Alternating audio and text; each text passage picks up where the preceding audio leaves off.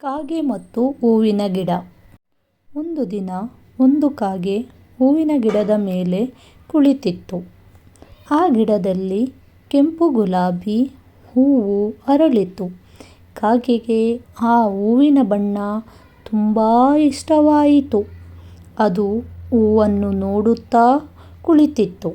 ಅಷ್ಟರಲ್ಲಿ ಒಂದು ಚಿಟ್ಟೆ ಹಾರಿ ಬಂದು ಹೂವಿನ ಮೇಲೆ ಕುಳಿತುಕೊಂಡಿತು.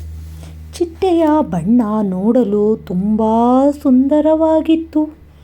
ಕಾಗೆ ಚಿಟ್ಟೆಯನ್ನು ನೋಡಿ ಅಸೂಯೆಪಟ್ಟಿತು. ನಾನೂ ಸಹ ಇಷ್ಟು ಸುಂದರವಾಗಿರಬೇಕಿತ್ತು ಎಂದುಕೊಂಡಿತು. ಆಗ ಹೂವಿನ ಗಿಡ ಕಾಗೆಗೆ ಹೇಳಿತು, ನೀನು ನಿನ್ನದೇ ಆದ ರೀತಿಯಲ್ಲಿ ಸುಂದರವಾಗಿದ್ದೀಯ. ನಿನ್ನ ಕಪ್ಪು ಬಣ್ಣವೂ ಕೂಡ ವಿಶಿಷ್ಟವಾಗಿದೆ. ಪ್ರತಿಯೊಬ್ಬರೂ ಅವರದೇ ಆದ ಮಹತ್ವವನ್ನು ಹೊಂದಿರುತ್ತಾರೆ. ಕಾಗೆಗೆ ಗಿಡದ ಮಾತು ಅರ್ಥವಾಯಿತು. ಅದು ತನ್ನ ಬಗ್ಗೆ ಹೆಮ್ಮೆ ಪಡಲು ಕಲಿತಿತು. ಅಂದಿನಿಂದ ಅದು ಪ್ರತಿಯೊಬ್ಬರಲ್ಲೂ ಇರುವ ಒಳ್ಳೆಯ ಗುಣಗಳನ್ನು ಗೌರವಿಸಲು ಪ್ರಾರಂಭಿಸಿತು.